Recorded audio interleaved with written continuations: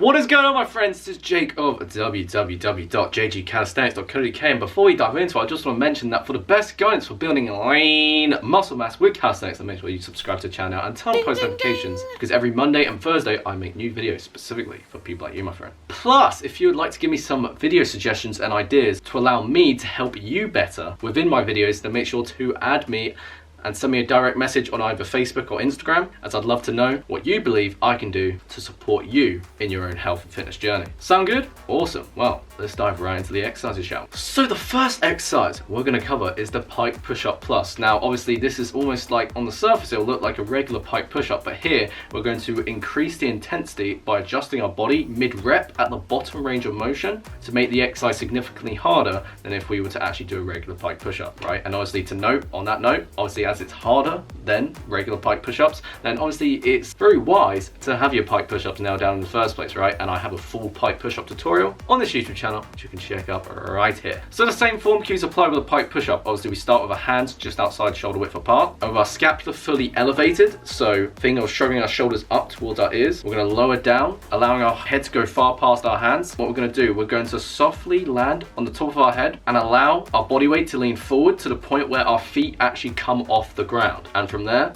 as we maintain this tension in our shoulders, we're going to press up forcefully as our feet go back onto the ground to the start of the position of the exercise, and repeat for repetitions. And just a note, of course, at the bottom range of motion, please don't do this on concrete. Get a mat or something, or if you're working out somewhere where it has a soft surface, then make sure you land your head there, right? You don't want to be getting any headaches from this exercise. And as you lower down, you want to think of allowing your body weight to shift forward and up. So as you raise your feet up, the load and strength is coming purely from your shoulders, right? Because if you just kick your feet up, you're drastically going to diminish the amount of gains you can get from the exercise, right? Proper form to get proper gains, my friend. Now, exercise number 2 is full range of motion Pike push-ups, right? Because not only with this exercise are we going to increase the range of motion, right, to the point where we're actually going to increase shoulder mobility, especially shoulder extension at the bottom range of motion, which as a calisthenics athlete for the likes of the planche is very, very important. But also because of the added range of motion, we're going to drastically increase the intensity of the exercise. So as a result, when we do this over time and progress and get stronger,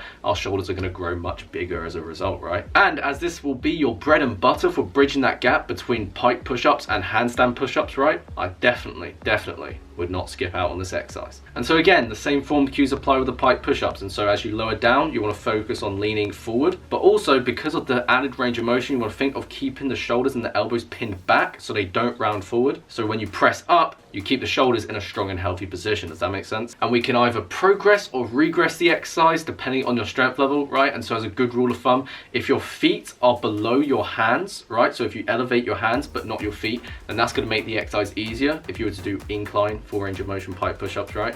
But if you were to elevate, you know, both your hands and your feet to the point where your feet are higher than your hands, then obviously that's going to be much harder. So you'll progress the exercise to make it more challenging. As you first start out with this, you may not be able to go all the way down, right, which is perfectly fine, as the added range of motion is going to make the exercise far harder anyway. So by over time, as you get stronger, increasing that range of motion slightly while keeping the shoulders pinned back will allow you to get stronger and bigger and broader shoulders that will also be bulletproof from injury. And as you may have guessed, I've already got a tutorial on this YouTube channel on the deep full range of motion Pike push-ups, which you can check out right here if you'd like to learn more about this exercise in more detail. And also comment down below, what I'd love to know is, what's your favorite bodyweight shoulder exercise? Is it something that, you know, most of us may not even know exists? Comment down below. I'd love to know what you're doing to broaden and strengthen those shoulders of yours. And last but not least, if you use these 2 exercises correctly, you'll be able to actually build strength to then bridge the gap towards really the hardest bodyweight shoulder exercise of the handstand push-up. And here we're going to focus on chest to wall handstand push-ups, so we can focus purely on strength rather than balance, right? And so not only, right, if you're pressing your entire body weight vertically overhead,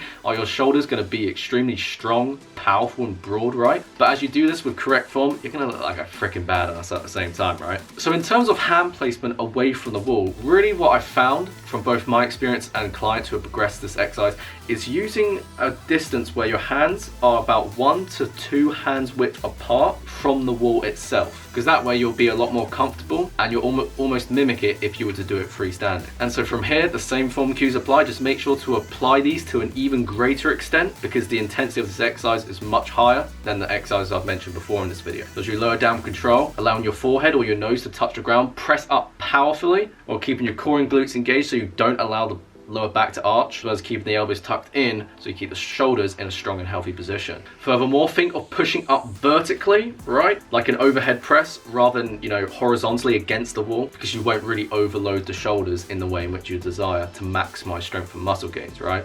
And whether you've done 1, 2, 3 or so reps, right? Make sure that when you're done, don't just like throw yourself on the floor, lower down, walk down with your hands and your feet so that you actually come out of the exercise comfortably to minimize any really unnecessary injuries, right? You know what I mean? So by doing these 3 bodyweight shoulder exercises that you probably weren't doing before, that way, by doing these correctly, you'll be able to build bigger, stronger, wider, broader and more defined shoulders without having to exhaust yourself doing 10+ exercises, working out 2+ hours, and then still feeling lost and confused as to why your body isn't changing the way in which you would like it to change. Working hard is important, but what's also most important is working smart with the right exercises, if you see what I mean. And as I mentioned at the start of the video, if you'd like to give me feedback, video suggestions, or anything to allow me to make better videos and help you to a higher standard, then make sure to add me and send me a direct message on Facebook and or Instagram. And let me know what feedback you'd love to give me, because ever since I've started this YouTube feedback survey, I've seriously appreciated the feedback you guys have all been giving me. I've spoken to some awesome people, and as a result, I've got some awesome suggestions and ideas to once again